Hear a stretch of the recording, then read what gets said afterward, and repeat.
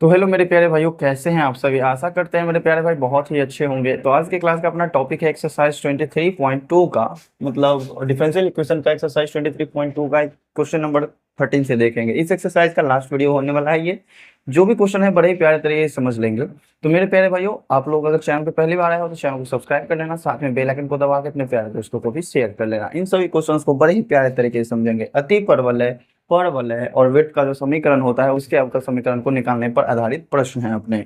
तो चलिए आज का अपना सेशन शुरू करते हैं। तो देखो मेरे प्यारे भाई, अति परवलय वाला जो है अपना केवल एक ही क्वेश्चन है। तो इस क्वेश्चन का देखते हैं कि फिगर कैसा बनता है और इस अति परवलय का समीकरण क्या होता है। बहुत ही प्यारे तरीके से समझना, ध्यान से देखना। परवलय जो होता है अपना यू शेप का होता है और अति परवलय कुछ ज्यादा ही यू शेप का होगा, ठीक है। और क्वेश्चन में ये जो कंडीशन दिया हुआ है इसके मुताबिक इसका अति परवलय कैसा बनना चाहिए। इस क्वेश्चन में कह रहा है कि ऐसे परवलय के कुल का अवकल समीकरण ज्ञात कीजिए जिसकी नाभियां एक्स अक्ष पर है तथा जिनका केंद्र मूल बिंदु पर है। नाभियां एक्स अक्ष पर है मतलब ये मूल बिंदु पर, इसके केंद्र क्या होगा, मूल बिंदु पर, मतलब 0 0 पर। तो ऐसे अति परवलय जिसका नाभि एक्स अक्ष पर होगा और उसका केंद्र मूल बिंदु पर होगा, इसके कुल का अवकल, कुल का समीकरण क्या होगा। परवलय के कुल का, अति परवलय है ना, सॉरी यहाँ पर अति होगा, ठीक है, ये चीज लिखना छूट गया।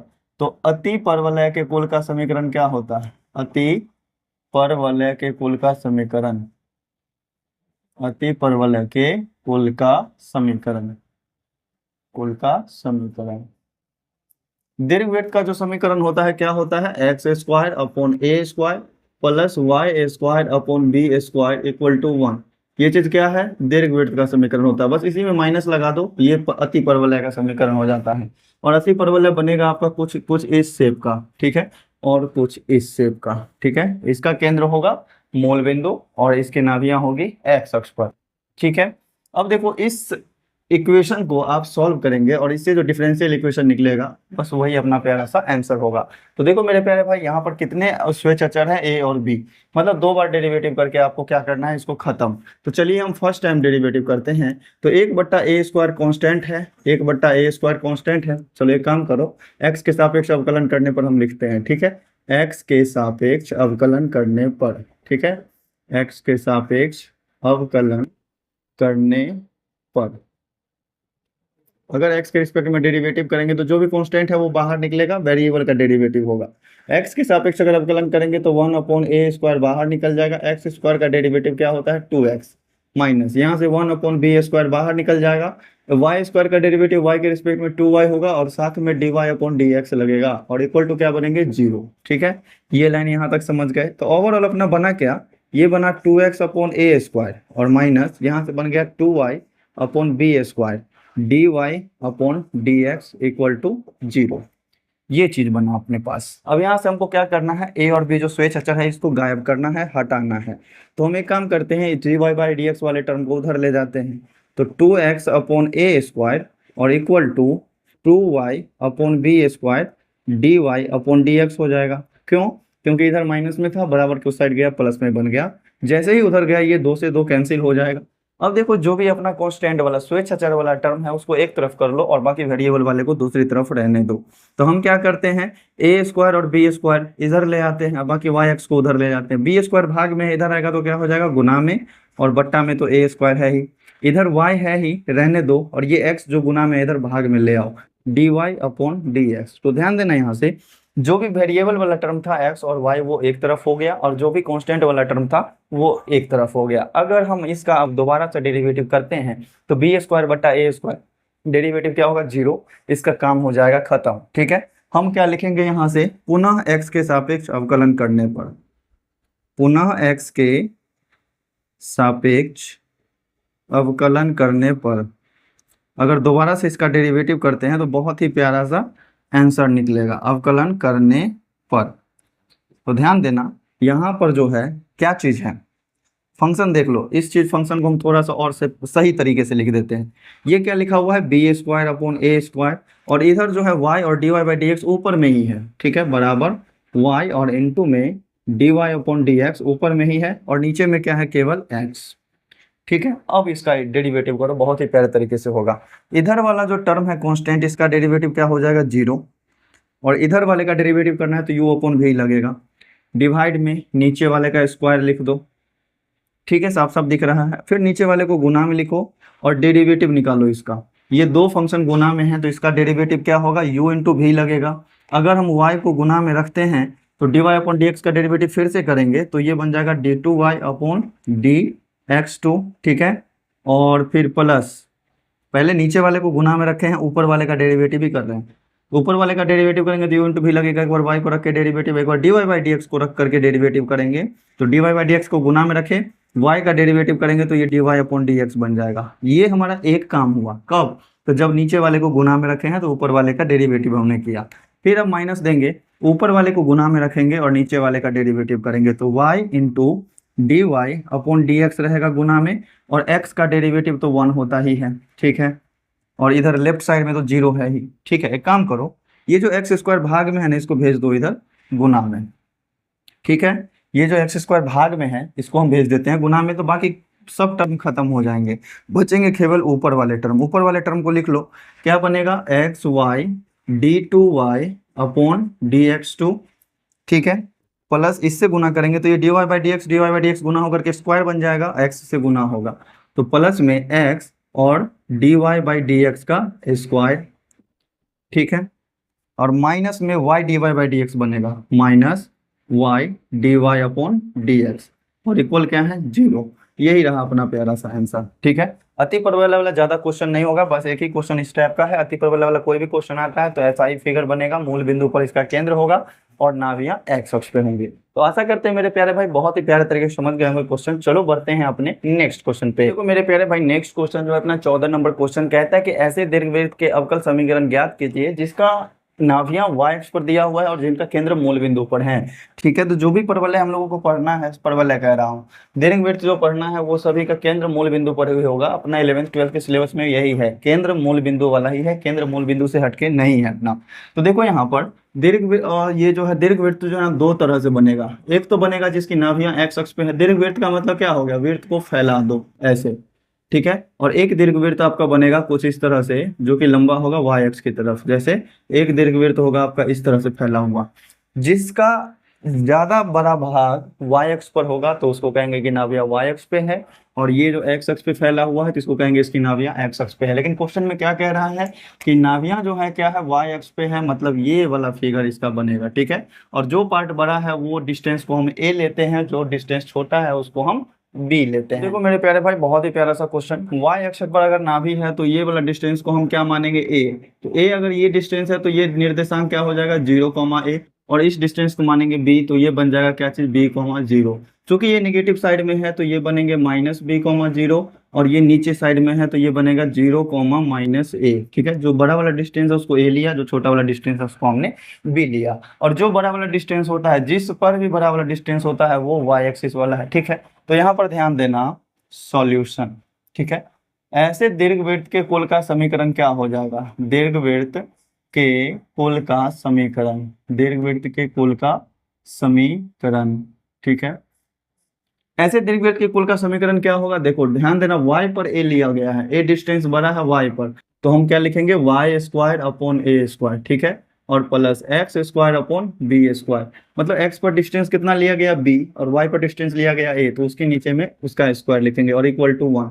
ऐसे तरीके से आपका समीकरण तैयार हो जाएगा। अब बस इसके बाद डिफरेंशियल इक्वेशन निकालना है, तो हम क्या करेंगे, x के सापेक्ष अवकलन करेंगे। x के सापेक्ष अवकलन करने पर, x के सापेक्ष डेरिवेटिव करने पर, x के सापेक्ष अवकलन करने पर। ठीक है, जैसे ही हम इसका डेरिवेटिव करेंगे तो कुछ बनेगा ऐसा टर्म, कैसा, तो यहाँ से ध्यान देंगे तो a स्क्वायर कांस्टेंट है, बाहर निकल जाएगा, y स्क्वायर का डेरिवेटिव 2y बनेगा, तो सीधे हम नीचे में बट्टा में a स्क्वायर लगा देते हैं। साथ में y का डेरिवेटिव x के रिस्पेक्ट में है तो dy अपॉन dx होगा। ठीक है, प्लस यहाँ पर x स्क्वायर का डेरिवेटिव 2x हो जाएगा और बट्टा में b स्क्वायर लग जाएंगे, इक्वल टू 0 बनेगा। ठीक है, एक काम करो, यहाँ ये चीज प्लस में है, यहाँ से हमको स्वेच्छ अचर को हटाना है। ठीक है, a और b को गायब करना है, तो हम इसको उस साइड ले जाते हैं, तो ये बन जाएगा 2y अपॉन a स्क्वायर और dy अपॉन dx, और इक्वल टू ये चीज माइनस में चला जाएगा, -2x अपॉन b स्क्वायर। ठीक है, माइनस है तो कोई दिक्कत नहीं है, कांस्टेंट वाले टर्म की तरफ हम माइनस को छोड़ देंगे। तो यहाँ से देखो 2 से 2 पहले ही कैंसिल हो रहा है, बच क्या रहा है, y और x को इधर ले आओ, y और इंटू dy अपॉन dx ऊपर में बच जाएंगे, और ये x जो है ये नीचे चला आएगा, इक्वल टू इधर बी स्क्वायर नीचे में है ही, ए स्क्वायर इधर भाग में था, इसको ले जाओ गुना में, माइनस तो रहेगा ही ना। ठीक है, फंक्शन अपने पास है y into D Y upon D X, है ना, और इक्वल टू इधर तो कांस्टेंट वाला टर्म है। अगर आप इसका डेरिवेटिव फिर से करते हैं, पुनः x के सापेक्ष अवकलन करने पर, पुनः x के सापेक्ष अवकलन करने पर अपना प्यारा सा आंसर आ जाएगा, पुनः x के सापेक्ष अवकलन करने पर। ठीक है, अगर दोबारा से इसका डेरिवेटिव करते हैं तो इधर u इंटू भी, यू अपॉन भी लगेगा, u अपॉन भी के साथ साथ u इंटू भी लगेगा, नीचे का डेरिवेटिव करेंगे, सॉरी नीचे का स्क्वायर करेंगे, फिर नीचे वाले को गुना में रखेंगे, ऊपर वाले का डेरिवेटिव करना है तो y को गुना में रख के d Y upon D x का डेरिवेटिव फिर से करेंगे तो d two Y upon D x two बन जाएगा। ठीक है, प्लस दे करके d Y upon D x को रख करके y का डेरिवेटिव करेंगे तो D Y upon D x ही बनेगा, तो फिर से d Y upon D x. ठीक है, ये काम हो चुका, नीचे वाले को गुना में रख के ऊपर वाले का डेरिवेटिव हमने कर लिया। अब हम करेंगे माइनस दे करके ऊपर वाले को गुना में रखेंगे, मतलब y into D Y upon D x को गुना में रखेंगे और x का डेरिवेटिव करेंगे तो ये होगा 1।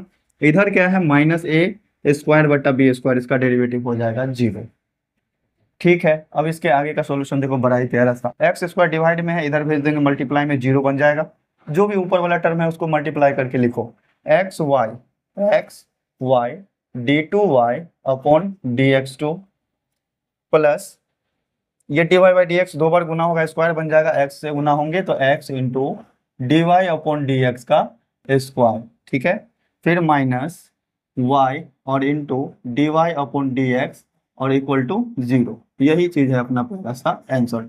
उम्मीद करते हैं मेरे प्यारे भाई बहुत ही प्यारे तरीके से इस क्वेश्चन को भी समझ गए होंगे। चलो बढ़ते हैं अपने नेक्स्ट क्वेश्चन पे। देखो मेरे प्यारे भाई 15 नंबर क्वेश्चन भी बहुत ही प्यारा सा, मूल बिंदु से जाते हुए ऐसे वृत्तों का अवकल समीकरण ज्ञात करना है जिसका केंद्र एक्स अक्ष पर है। मतलब मूल बिंदु से जा रहा है, मूल बिंदु यही वाला रहा 0,0। ठीक है, और ऐसा वृत्त, मतलब मूल बिंदु से जाते हुए ऐसे वृत्त का समीकरण ज्ञात करना है जिसका केंद्र एक्स अक्ष पर है। तो केंद्र एक्स अक्ष पर बनाएंगे तो कुछ इसी तरह से वृत्त बनेगा। अगर केंद्र वाई अक्ष पर बनाना रहता तो वृत्त ऊपर की तरफ बनता। ठीक है, ठीक है, वृत्त का समीकरण क्या होता है, X square plus Y square equal to त्रिज्या का स्क्वायर, ये ना होता है। लेकिन इसका केंद्र क्या है, अलग है, मूल बिंदु नहीं है।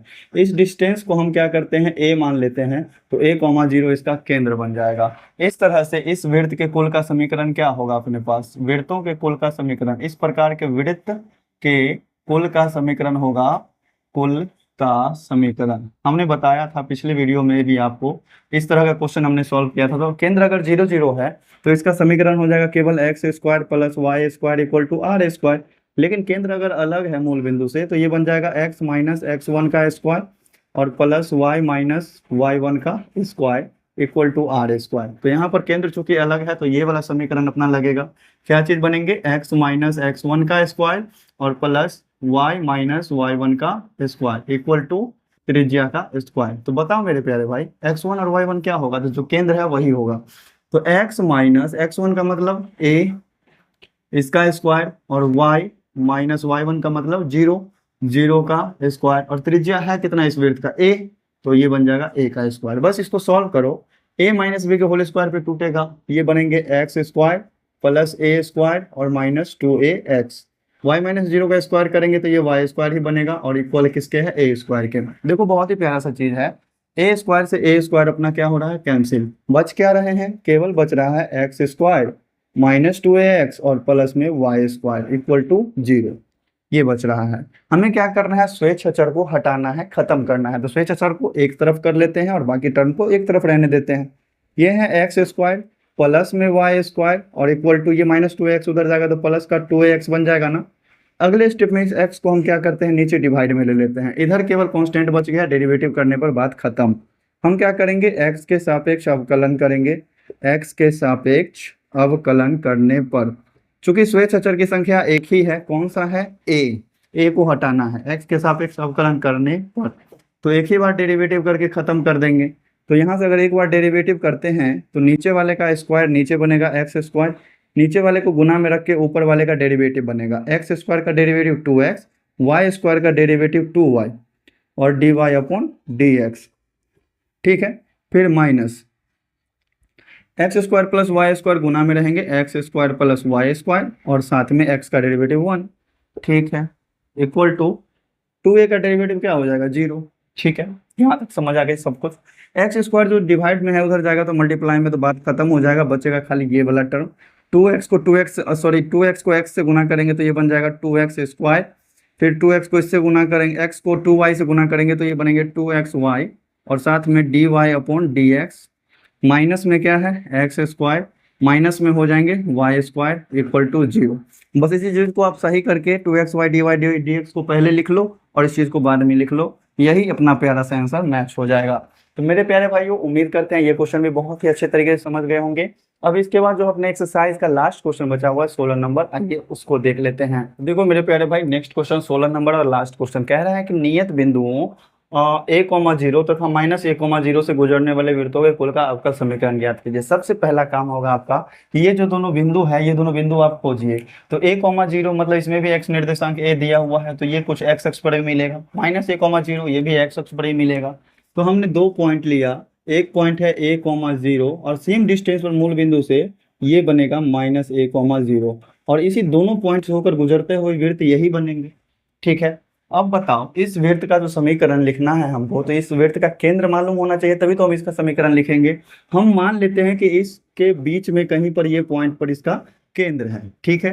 केंद्र का निर्देशांक क्या होगा, x निर्देशांक तो 0 होगा और y निर्देशांक हमको नहीं पता है तो हम k मान लेते हैं, ठीक है। बहुत अच्छा, अगर हमको केंद्र का निर्देशांक मालूम चल गया है तो क्या हम त्रिज्या नहीं मालूम कर सकते हैं, त्रिज्या भी मालूम कर सकते हैं। अगर हम इस पॉइंट से लेकर के इस पॉइंट तक का डिस्टेंस सीधा निकाल लें तो यही क्या होगा, वृत्त का केंद्र होगा। या फिर आप इस पॉइंट पर से इस पॉइंट तक का डिस्टेंस निकाल लीजिए तो ये भी इसका क्या हो जाएगा, त्रिज्या हो जाएगा। अगर इस वृत्त का त्रिज्या हमको निकालना है तो त्रिज्या के लिए हमको क्या करना पड़ेगा, अगर इस पॉइंट को अगर O माने तो O और इस पॉइंट को अगर A माने तो OA निकालना होगा, त्रिज्या हो जाएगा OA और ये हमारा यहाँ पर लगेगा डिस्टेंस फॉर्मूला, दूरी सूत्र क्लास 10th में जो आप पढ़े थे। दो बिंदुओं के बीच का डिस्टेंस क्या है, तो ये रूट अंडर हो जाएगा x माइनस x1, अच्छा है x2 माइनस x1, a में से 0 घटाएंगे तो a का स्क्वायर और फिर प्लस 0 में से k घटाएंगे तो माइनस k और उसका स्क्वायर करने पर प्लस का k स्क्वायर, ये अपना क्या हो जाएगा, त्रिज्या, ठीक है। चलो अब हम यहाँ से क्या करते हैं, इसके वृत्त का समीकरण लिखते हैं, ठीक है।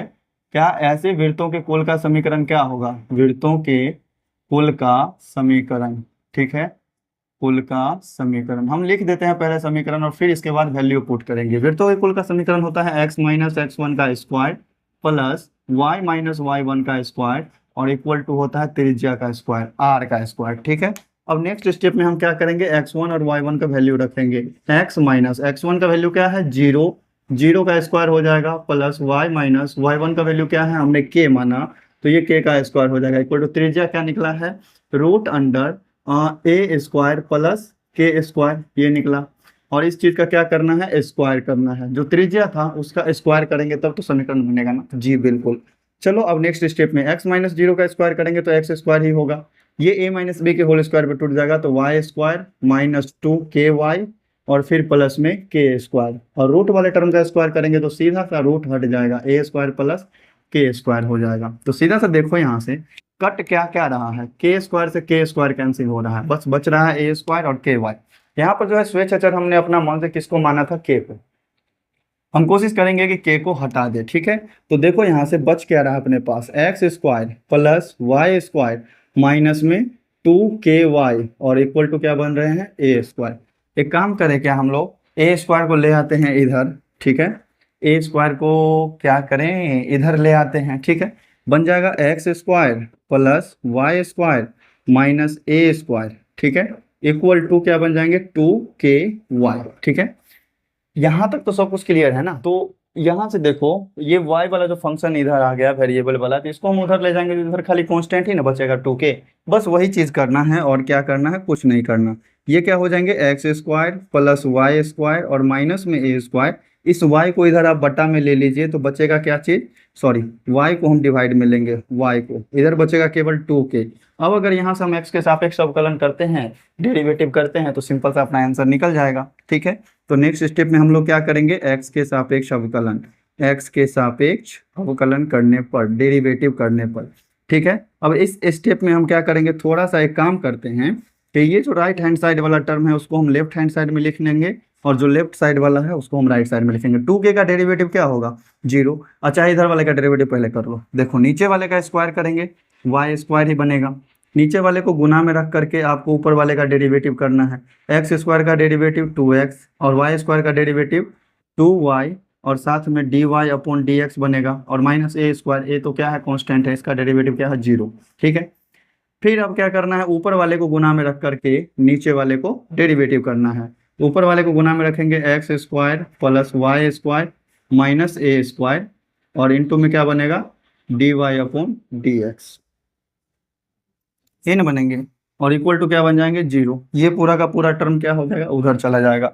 तो देख लेते हैं प्यारा सा आंसर अपना क्या है। अब प्यारा सा आंसर अपना है बस कुछ नहीं है, सिंपल सा उधर कर दिया गया है। ठीक है, तो देखो ये वाला वाई स्क्वायर वाला टर्म 0 बन जाएगा इधर गुना में जाकर के। हम क्या करेंगे ऊपर वाले टर्म को पहले सॉल्व करके लिखते हैं। ऊपर वाले टर्म को जैसे ही सॉल्व करेंगे हम y से गुना हो जाएगा दोनों टर्म में, तो बनेंगे क्या चीज़ 2xy और फिर प्लस में क्या बन जाएंगे 2y स्क्वायर, ये ना बनेगा y से 2y में गुना होगा और साथ में बनेंगे dy अपॉन dx।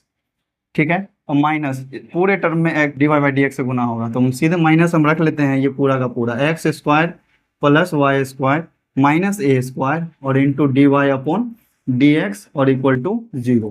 ठीक है, अब प्यारा सा आंसर जो अपना मैच करना है इसमें है 2xy कर दिया गया है ना 2xy। ठीक है, तो ध्यान देना पहला क्वेश्चन अपने पास क्या था 2xy कैसे करेंगे। वृत्तों के कुल का समीकरण दिया हुआ है हमारे पास यहाँ x square plus Y square minus a square. इस चीज को हमने क्या लिखा था 2ky लिखा था, तो क्या हम लिख सकते हैं ऐसा नहीं लिख सकते हैं। एक काम करते हैं 2y square dy by dx। अच्छा देखो यहाँ भी dy बाई dx है, यहाँ भी dy बाई dx है, दोनों में से तो हम कॉमन ले सकते हैं ना 2xy है।